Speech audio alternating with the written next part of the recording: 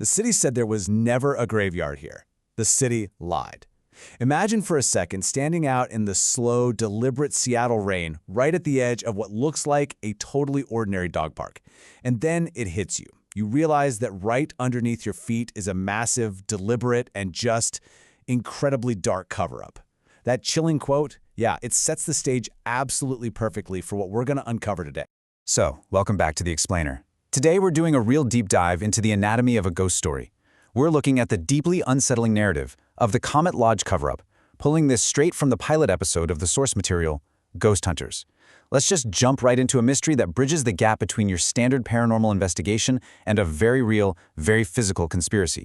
Section 1. The Comet Lodge cover-up.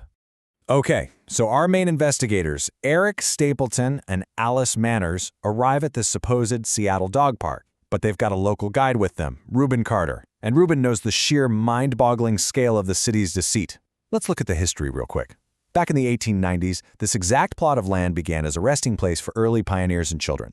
Fast forward to 1980, and the city just completely bulldozes over 500 of these graves to lay down sewage pipes. And they publicly claim ignorance? They're like, we had no idea. But here's the smoking gun. 1953, Reuben actually has a press release proving the city knew exactly what this site was decades before they destroyed it. They knew, and they just paved right over it anyway. Which brings us to this staggering number, 412. The city actually went out of its way to throw out the physical paper records, basically hoping to just erase these deceased people from history entirely. Gone. But Reuben Carter? He holds exactly 412 names perfectly preserved right in his own memory. It's just this phenomenal act of preservation against a city that was actively trying to induce amnesia. Moving on to Section 2, Cataloging the Spirits. So, between midnight and 4 a.m., what they call the dead watch, those really quiet hours, Eric's cameras start picking up these incredibly diverse, tragic manifestations, and every single spirit is trapped in their own unique, heartbreaking loop. You've got Lucinda Coverdale, right? She was a pioneer wife. She literally stands exactly where her headstone used to be, just staring down at the sewage pipes that replaced it. Then there's Elizabeth Horn, a schoolteacher. She's pressing against the chain-link fence, calling roll for empty desks. Royce Jepson, a prospector, is completely confused. He smells like coal tobacco, and he's just wandering around looking for a horse that doesn't exist anymore. Honestly, he's so unsettling because he doesn't even seem to grasp his own bereavement. And finally, Dexter Jones. He was a watchman. But he isn't even really haunting the graveyard. He's just actively standing guard over its edge, doing exactly what he did in life. You know, the absolute cruelty of this erasure is just, wow. As Lucinda Coverdale tells them, and this gives me chills, they left me under the dirt with nothing over me and nobody knowing. She actually stood there and watched the city trucks lift her stone and drive away. She thought they were moving her somewhere better. This profound, deeply personal betrayal proves these spirits aren't just dead, they have been actively, intentionally erased. Section 3, Secrets of Babyland. So, Alice wanders over to the far corner of the cemetery plot and discovers something even more unsettling. The city gave this specific section dedicated to deceased children this highly sterile, tragic moniker, Babyland. But what Alice finds isn't a sterile plot at all. It's a deeply emotional reality. She hears the sounds of kids, but they aren't crying. They're playing. Children dressed up in heavy woolen pinafores from the 1890s, playing an eternal game of hide-and-seek among headstones that just aren't there anymore. And Alice supernaturally just knows their names without even being told. Jim, Billy, Chester, Lionel, it's incredibly moving.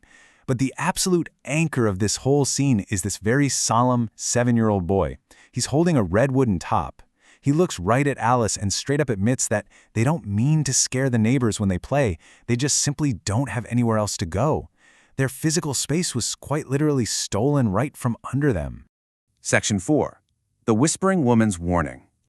Okay, this is where things take a massive turn. It's the explosive turning point of the night. A spirit named Anna Sedgwick comes forward with this absolutely chilling message. Quote, "There are names under this ground that the city will not say aloud, because saying them would mean admitting what happened here. There is one name." Up until this very second, Eric and Alice thought they were just dealing with a tragic case of, urban development gone terribly wrong. But Anna reveals the true conspiracy here. These ghosts aren't just sad. Some of them were murdered. Records were intentionally burned just to hide one specific name. And this revelation, it triggers a total paradigm shift for Eric. Originally, this whole TV show they're making was being driven by a producer, Roland Armstrong, sitting up in a glass tower, calculating demographics and literally farming the suffering of the dead for TV ratings. But standing out there in the graveyard, Eric realizes the ghosts didn't show up for demographics. They showed up so Eric could uncover that erased one name and expose a murderous cover-up. The entire premise of their investigation completely flips. Right here. Section 5. The Unknowing Ghost. Just before dawn, this irritable, retired librarian carrying a reusable grocery bag suddenly arrives. Her name is Susan White. But there's a really heartbreaking twist here. Susan is the only spirit in Comet Lodge who literally does not know she is dead. She actually believes she's just been suffering from terrible insomnia for the last 6 years. The sheer shock on her face when she realizes that Eric and Alice can actually hear her speak, when most people just walk right through her, is the tragic moment she finally understands her own passing. It's heavy stuff. But Susan isn't just a tragic figure. Get this, she holds the key to the entire mystery. She actually has physical copies of the old Matthews files sitting right in her house. She photographed them back in 2001, and she confirms that these files contain the specific name the city tried so hard to destroy.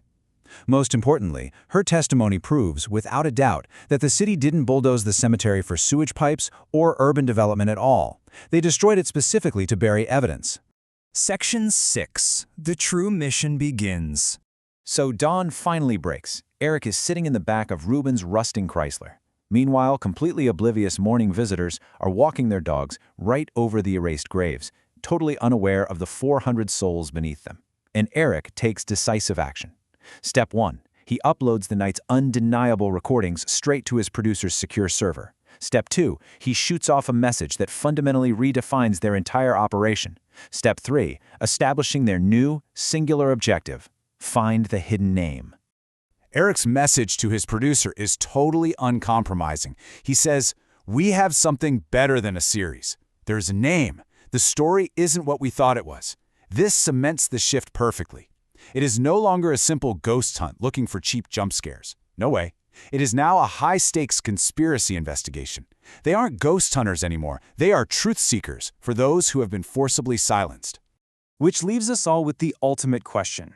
What is the one name buried at Comet Lodge? I mean, who was so important, or maybe so incredibly dangerous, that an entire city government would desecrate hundreds of graves, pave over children, and erase an entire community's history just to keep it hidden? The answer is out there in Susan White's files, just waiting to be found. Thank you so much for joining me on this explainer. Keep questioning what's beneath the surface, and I will catch you next time.